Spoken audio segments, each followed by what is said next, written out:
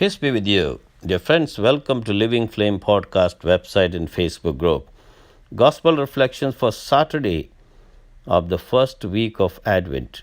Gospel according to Matthew chapter 9 verses 35 to chapter 10 verses 1, 5 and 6 to 8.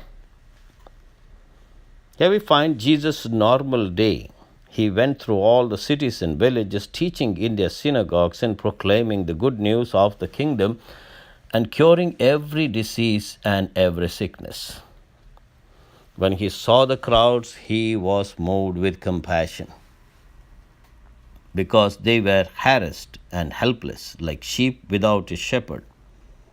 Then he said to his disciples, "Harvest is plentiful, but the laborers are few. Therefore, ask the Lord of the harvest to send out laborers into his harvest."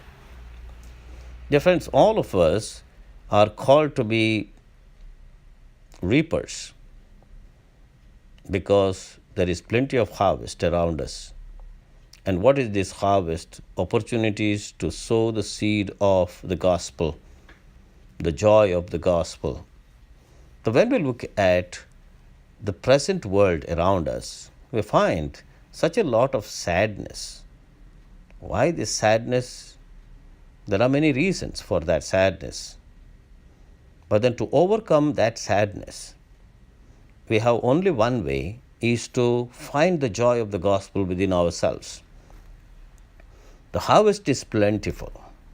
So there are such a lot of opportunities where we all can work towards sowing the joy of the gospel. Jesus came into this world not to make people sad, but to heal them, to bring them the good news. So what is this good news? Is the good news of joy. We all Christians are called to be happy people, not sad people. And when we listen to the word of God, we need to rejoice because that is the word that helps us to come out of our sadness. On one occasion, Pope Francis was speaking to the religious and the priests and the seminarians. He said, "Do not be sad religious, putting on a long face, because Christ has called you. It is not you who have chosen Christ to follow him. He has chosen you because Christ is happiness, Christ is joy. He is peace on earth." So when we have that happiness within us, dear friends, we manifest the real face of Christ and show that we are his disciples. And then he called the disciples, summoned them, and gave them authority over unclean spirits to cast them out and to cure every disease and every sickness. The 12 disciples Jesus sent out with the following instruction: "Go to the lost sheep of the house of Israel. As you go, proclaim the good news." That is what we are called to do. We are invited to go out to the lost sheep of Israel. Of course, we can always say the lost Christians. It is not passing a judgment on anyone that someone is a lost Christian, but I would say that if a person has lost the joy of the gospel, he or she is a lost Christian. And therefore, we need to bring them back. We need to make them aware of the joy that we can experience by being the followers of Christ.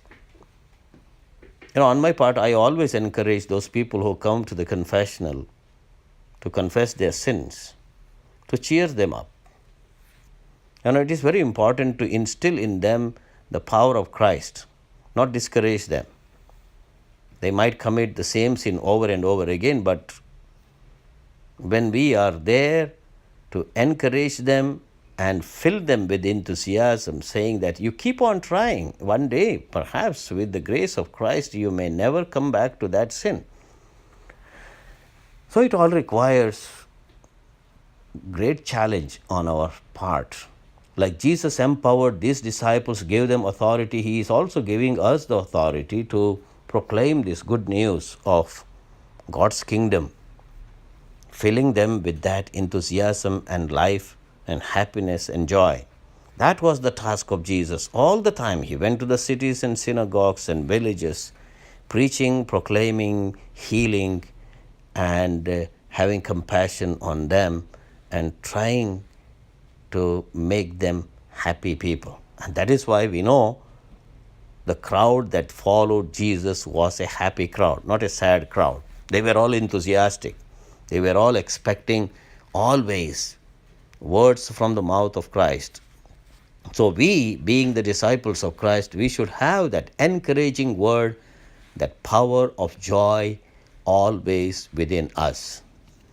When we are happy, dear friends, because Christ is the center of our life, certainly we can bring that happiness to others. And that is what I understand the joy of the gospel, proclaiming God's kingdom here on earth. God bless you.